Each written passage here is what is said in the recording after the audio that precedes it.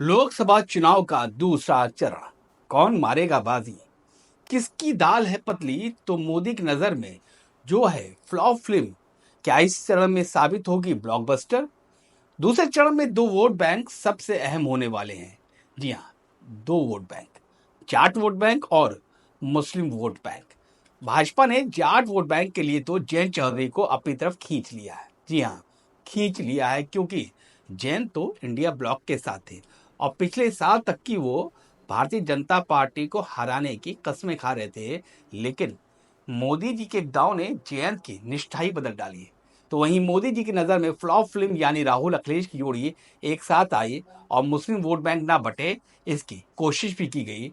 तो आज बात दूसरे चरण की। नमस्कार, मैं हूं खुर्रम रजामी और आप देख रहे हैं संवाद लाइव। दूसरे चरण में यूपी की 8 सीट पर चुनाव होना है। इस चरण में भारतीय जनता पार्टी बहुत परेशान है। लाख कोशिशों के बाद भी पिछले चुनाव में भाजपा अमरोहा को जीत नहीं पाई थी। सपा कांग्रेस साथ आ गई और इसकी वजह से जो मुस्लिम वोट बैंक है उसमें सेंधमारी की संभावना सीमित होती दिख रही है और उसका बंटवारा भी नहीं होता दिख रहा है, चाहे ओवैसी फैक्टर हो चाहे कोई और भी फैक्टर। अब जयंत का एनडीए में शामिल होना जाट बिरादरी को बहुत रास भी नहीं आ रहा है। इसीलिए तो एनडीए में शामिल किए थे जयंत चौधरी की जाट वोट बैंक जो है वो भारतीय जनता पार्टी पर मजबूती से आ जाए। लेकिन जाट बिरादरी इस चीज को पचा नहीं पा रही है। इस वजह से भी भाजपा के माथे पर शिकन है। इसी चरण में मेरठ में टीवी सीरियल में राम का रोल अदा कर चुका अरुण गोविल मैदान में है, तो कान्हा की नगरी से ड्रीम गर्ल यानी हेमा मालिनी हैट्रिक लगाने की कोशिश में दोनों भाजपा से है। मुस्लिम वोट बैंक की बात कर लेते हैं तो कांग्रेस का हाथ छुड़ाकर सपा की साइकिल पर मुस्लिम सवार हो गया। राहुल अखिलेश के साथ आने से माना जा रहा है कि इस बार मुस्लिम वोट बैंक में सेंधमारी थोड़ी मुश्किल होगी। दूसरे चरण में जाट मतदाताओं पर रालोद का प्रभाव और मुस्लिम मतदाताओं पर सपा कांग्रेस गठबंधन का प्रभाव का इम्तिहान होना है।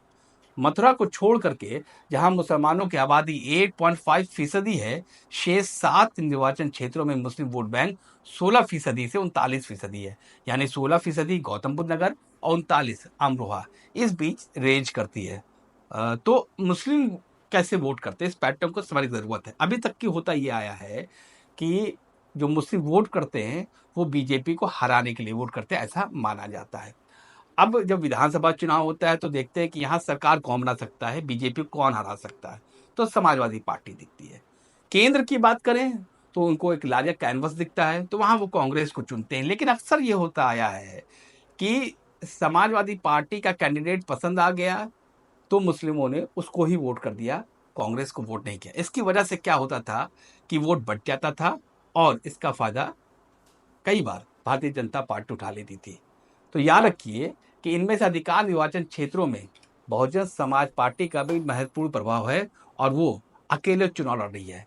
ना वो इंडिया ब्लॉक में है और ना ही वो एनडीए के साथ है। तो उसके अकेले आने से जो ट्रायंगुलर फाइट मैक्सिमम कॉन्स्टिट्यूंसीज में नजर आ रही है उत्तर प्रदेश में, और ये जो उसका प्रदर्शन होगा बहुजन समाज पार्टी का, ध्यान रखिएगा वो चुनाव की दिशा भी बदल सकती है।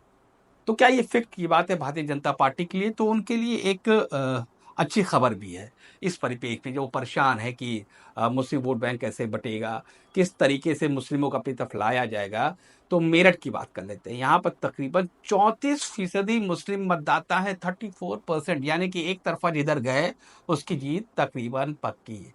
लेकिन 1996 के बाद से भारतीय जनता पार्टी यहाँ 5 बार जीती है।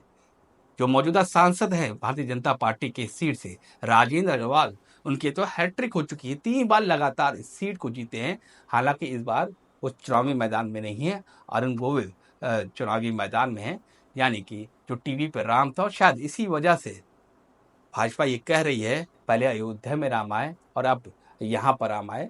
लेकिन देखने वाली बात ये होगी कि जाट वोट बैंक की बात कर ले या मुस्लिम वोट बैंक की, क्या वो एकजुट होकर एक तरफा वोट करेंगे और उनका मिजाज क्या होगा, खास तौर से जाट वोट बैंक का, क्योंकि सबकी निगाहें जयंत चौधरी पर होगी। क्योंकि इस चरण में असली इम्तिहान तो जयंत चौधरी का है और दूसरी तरफ देखें तो गठबंधन का भी है। अखिलेश यादव की साख दांव पर है, क्योंकि उत्तर प्रदेश में जो कॉम्बिनेशन है एमवाई का, मुस्लिम यादव कॉम्बिनेशन, वो अखिलेश यादव की पार्टी समाजवादी पार्टी की है।